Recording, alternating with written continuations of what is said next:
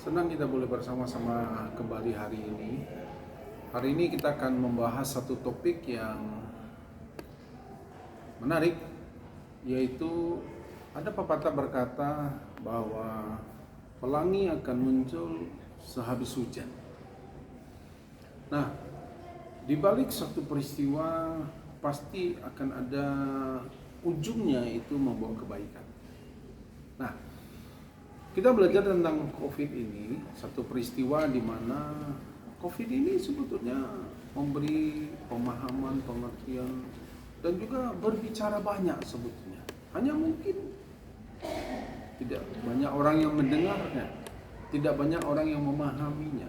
Contoh buat kita orang-orang percaya bahwa COVID itu membuat pensiun banyak hal. Dia membuat kantong kolektor jadi pensiun karena orang tidak bisa beribadah, tidak boleh ada keramaian, menghindari kerumunan, dan kemudian orang tidak boleh beribadah, gereja tidak boleh melaksanakan ibadah, gedung-gedung pertemuan ditutup, mal-mal ditutup, sehingga orang tidak bisa beribadah. Para penyanyi jadi pensiun untuk sementara, pengkhotbah juga jadi pensiun. Kenapa? Karena tidak banyak lagi orang yang bisa beribadah. Keadaan tidak memungkinkan. Tetapi kalau kita melihat, justru karena tidak boleh beribadah, kemudian orang mulai memikirkan, gereja mulai berbenah, ibadah harus terus berlangsung.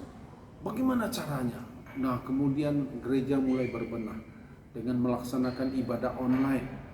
Dari peralatan apa adanya, dengan handphone, ya, dengan cara-cara yang akhirnya mulai mempersiapkan peralatan dengan biaya-biaya yang sesuaikanlah dengan kondisi gereja, dan kemudian ibadah online terbentuk.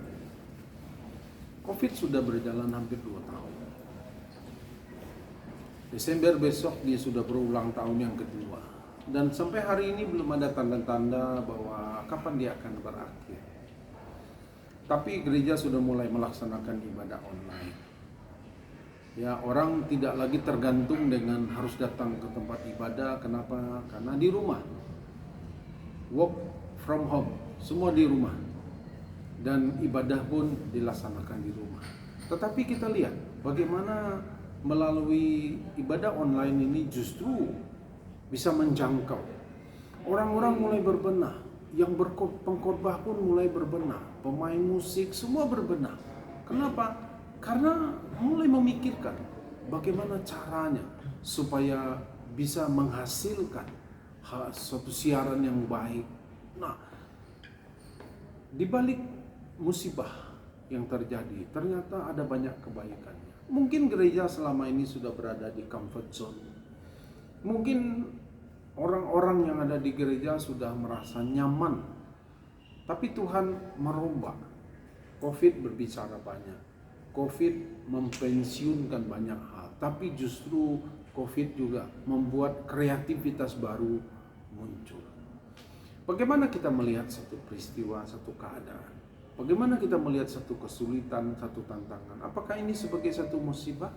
Atau kita melihat ada sesuatu yang bisa dikerjakan melalui kesulitan-kesulitan, melalui musibah, melalui yang tidak enak yang kita alami. Kalau boleh kita lihat, saudaraku, semua teknologi itu muncul karena ada kesulitan. Karena sulit ini orang mulai menciptakan.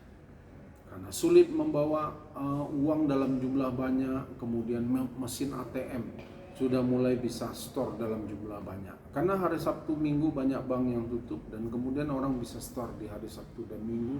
Bahkan di luar jam kantor pun orang bisa lakukan. Itu diawali dari apa? Karena kesulitan.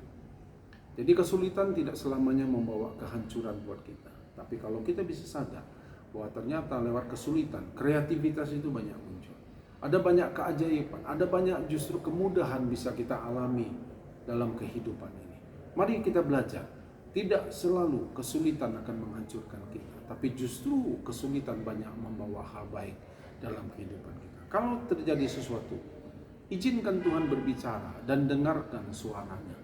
Apa maknanya, apa maksudnya, di balik setiap kesulitan, di balik setiap kesukaran, di balik apa saja yang kita sedang alami, selalu ada hal yang baik yang terjadi melalui peristiwa itu.